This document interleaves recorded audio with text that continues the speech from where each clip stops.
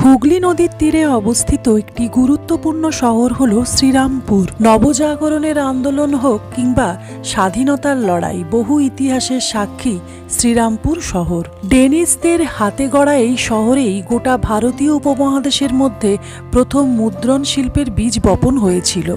বাংলা সংবাদপত্রের সূতিকাগার হিসেবেও মানা হয় এই শহরকে। একসময় এই শহরকে ডাকা হতো ফ্রেডেরিক নগর নামে। তার অনেক পরে নাম হয় শ্রীরামপুর। আর সেই গৌরবময় ইতিহাসের সাক্ষী হতে আজ চলে এসেছি শ্রীরামপুরে। ঘুরে দেখব বেশ কিছু জায়গা, কি জায়গা দেখব, কিভাবে আসতে হবে ইত্যাদি ডিটেলস তথ্য থাকবে আজকের ভিডিওতে। তাই ভিডিওটি স্কিপ না করে পুরোটা দেখার অনুরোধ থাকলো। নমস্কার, আজ নতুন একটি ট্রাভেল ব্লগে আপনাদের স্বাগত। এখন ঘড়িতে সকাল 9:30। বেরিয়ে পড়েছি বাই রোড শ্রীরামপুরের উদ্দেশ্যে। সড়ক পথে কলকাতা থেকে শ্রীরামপুরের দূরত্ব প্রায় 31 কিলোমিটার। ট্রেনেও খুব সহজেই শ্রীরামপুর পৌঁছানো যায়। হাওড়া থেকে মেন লাইনে ট্রেন ধরে, আর শিয়ালদা থেকে এলে নামতে হবে ব্যারাকপুর স্টেশনে। সেখান থেকে ফেরিঘাট হয়ে আসতে হবে শ্রীরামপুরে। পৌঁছে গেছি আজকের প্রথম দর্শনীয় স্থান কোর্ট চত্বরে অবস্থিত সেন্ট ওলাফ চার্চের কাছে। চার্চটা সামনে থেকে দেখব, তার আগে কোর্ট চত্বরের এই খাবারের দোকান থেকে একটু টিফিন করে নিলাম। সেন্ট ওলাফস চার্চ 1806 সালে নির্মিত হয়েছিল। এটি ডেনিস যুগে নির্মিত শ্রীরামপুরের সবচেয়ে উল্লেখযোগ্য সাংস্কৃতিক নিদর্শনগুলির মধ্যে একটি। এই চার্চটি 2016 সালে সাংস্কৃতিক ঐতিহ্য সংরক্ষণের জন্য ইউনেস্কো পুরস্কার পেয়েছিল। এই কোর্ট চত্বরেই আছে ডেনিস গভর্নমেন্ট হাউস। শ্রীরামপুরের ডেনিস শাসনের কেন্দ্র ছিল এই প্রধান সরকারি ভবন। কোর্ট চত্বর থেকে চলে এলাম শ্রীরামপুর রাজবাড়িতে। শ্রীরামপুর রাজবাড়ি একটি বিশালাকৃতির প্রাসাদ, যা শ্রীরামপুরের গোস্বামী পরিবারের দ্বারা স্থাপিত। এটি 1815 থেকে 1820 সালের মধ্যে হরিনারায়ণ গোস্বামীর পুত্র রঘুরাম গোস্বামী নির্মাণ করেছিলেন।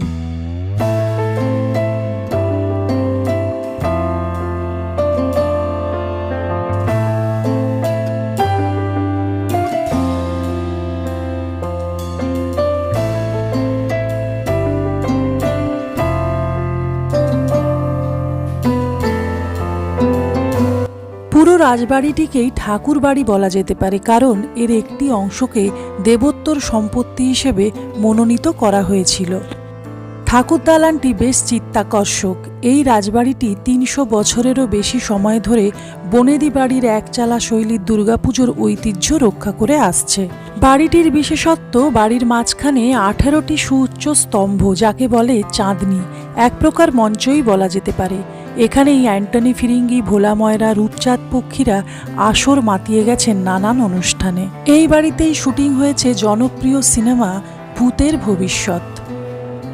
এটি রাজবাড়ির বাইরের অংশ। এই রাজবাড়ি বয়ে নিয়ে চলেছে অনেক ইতিহাস, সাক্ষী রয়েছে অনেক ঘটনা। শ্রীরামপুর শহরের সাথে এই গোস্বামী পরিবারের নাম ওতপ্রোতভাবে জড়িত। নারী শিক্ষা, ইংরেজি শিক্ষার প্রসার, বিদ্যালয়ের জন্য জমিদান, চিকিৎসা, ব্যাংক প্রতিষ্ঠা ইত্যাদি সবকিছুতেই ছিল এই বংশের অবদান।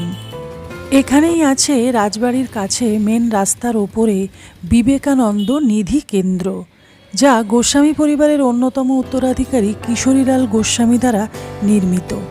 বাড়িটি বেশ সুন্দর। এখানে প্রবেশের অনুমতি নেই।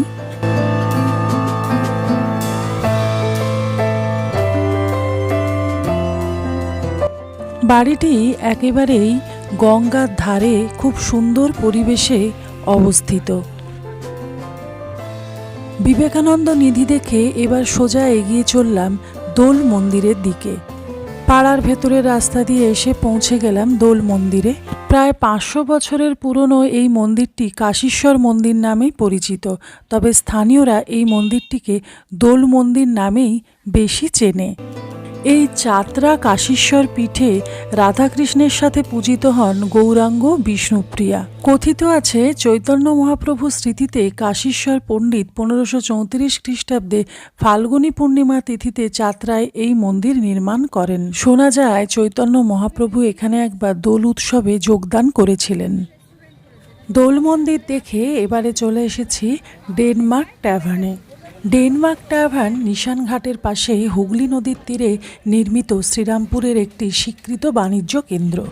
এই সরাইখানাটি কর্মকর্তাদের জন্য সন্ধ্যায় পানীয়, সুস্বাদু খাবার, বিলিয়ার্ড এবং শীতল নদীর বাতাস উপভোগ করার জন্য ছিল একটা দারুণ জায়গা। এটি 1786 সালে একটি লজ এবং একটি ক্যাফে হিসেবে বেশ জনপ্রিয় ছিল। শুধু তাই নয়, এটি একটি মনোমুগ্ধকর পরিবেশ সহ একটি জনপ্রিয় নদী তীরবর্তী রেস্টুরেন্টও ছিল।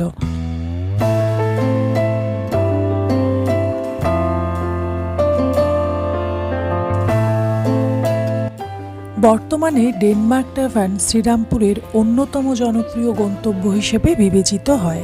বর্তমানে এটি ডেনমার্কের জাতীয় জাদুঘর দ্বারা পুনরুদ্ধার করা হয়েছে। তার অর্থায়নকারী অংশীদার রিয়েলডানিয়া এবং পশ্চিমবঙ্গ সরকার। রেস্টুরেন্টের ভেতরের পরিবেশ এবং আর্কিটেকচার অদ্ভুত সুন্দর।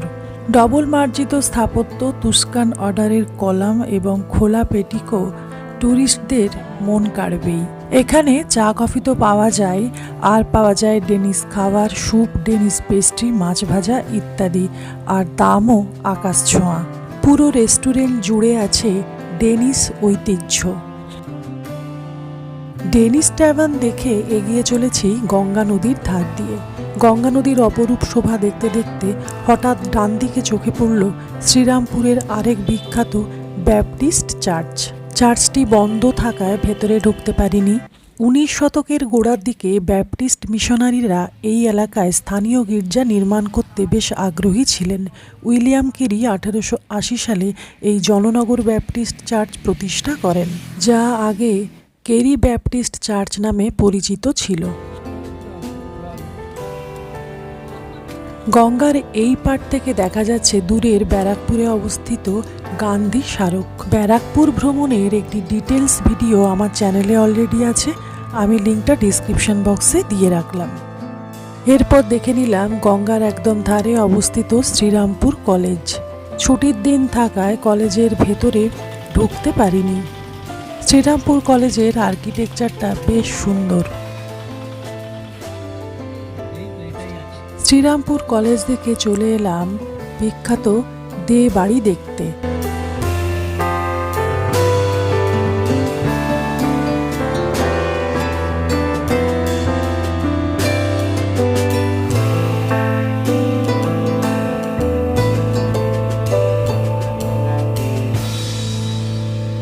এই হলো দে বাড়ির ঠাকুর দালান। খুবই সুন্দর ঠাকুর দালানটি।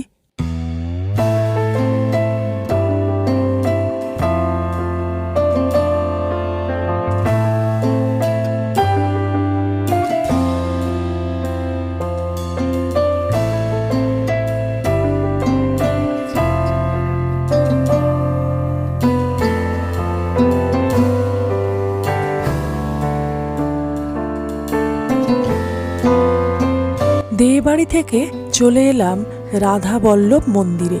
রাধাবল্লভ মন্দির শ্রীরামপুরের একটি জনপ্রিয় মন্দির, যা 1764 খ্রিস্টাব্দে কলকাতার নয়নচাঁদ মল্লিক প্রতিষ্ঠা করেছিলেন। মন্দিরে পৌঁছেই দেখতে পেলাম ভোগ খাওয়া চলছে। তখন ঘড়িতে প্রায় 2টো বেজে গেছে। এত বেলাতে এসেও আমাদেরও ভোগ পাওয়ার সৌভাগ্য হয়ে গেল। এখানে ভোগের মূল্য নির্দিষ্ট নয়, মূল্য মেনু অনুযায়ী নির্ধারণ হয়ে থাকে।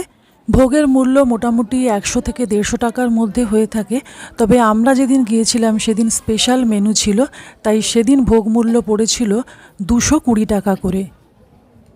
স্পেশাল মেনুতে ছিল খিচুড়ি, ভাত, ডাল, শাকের একটা চচ্চড়ি, আলু পটলের তরকারি, পোলাও,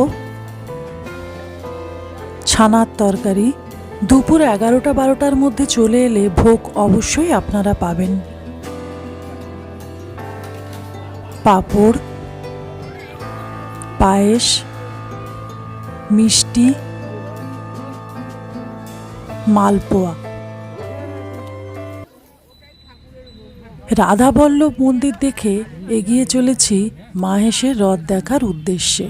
শ্রীরামপুর শহরের মাহেশ গ্রামের প্রাচীনতম আকর্ষণগুলির মধ্যে একটি হল মাহেশের হ্রদ এবং মাহেশের জগন্নাথ মন্দির।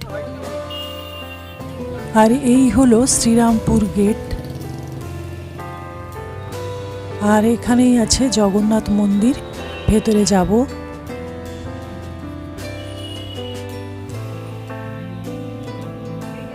ওই যে জগন্নাথ মন্দির দেখা যাচ্ছে, চলে এসেছি।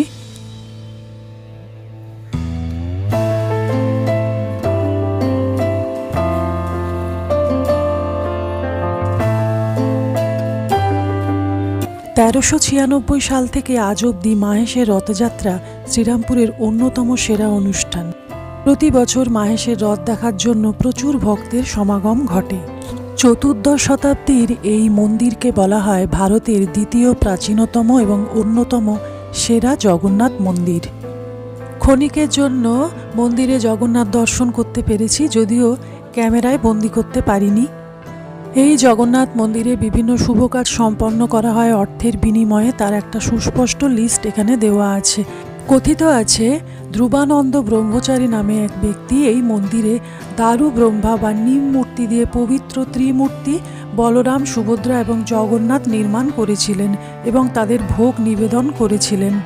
বর্তমানে মহেশ মন্দিরটি 1755 সালে নয়নচাঁদ মল্লিকের প্রাচীন মন্দিরের ধ্বংসাবশেষের ওপর নির্মিত। জগন্নাথ দেব ছাড়াও এখানে রামকৃষ্ণ, সারদা মা, স্বামী বিবেকানন্দের বিগ্রহ আছে, আছে শ্রী চৈতন্য দেবের বিগ্রহ। এখানেও ভোগ দেওয়া হয় এবং ভোগের মূল্য নির্ভর করে মেনুর ওপর। এখানে পুজো সামগ্রী কেনার দোকানও আছে। জগন্নাথ মন্দির দর্শন করে আজকের শ্রীরামপুর ভ্রমণ এখানেই শেষ করলাম। তার আগে বলি, এই বছর শ্রীরামপুর পুরসভার উদ্যোগে সেন্ট ওলাফ চার্চের সামনে খুব বড় করে অনুষ্ঠিত হবে বড়দিনের উৎসব বা ক্রিসমাস কার্নিভাল। শ্রীরামপুর শহরের 800 বছরের ইতিহাসকে সাধারণ মানুষের কাছে তুলে ধরা হবে ক্রিসমাস কার্নিভালে। শ্রীরামপুর পুরসভার এই উদ্যোগকে সাধুবাদ জানাই। আর আমার এই ভিডিওটি কেমন লাগলো কমেন্ট করে জানাবেন এবং চ্যানেলটিকে সাবস্ক্রাইব করতে কিন্তু ভুলবেন না।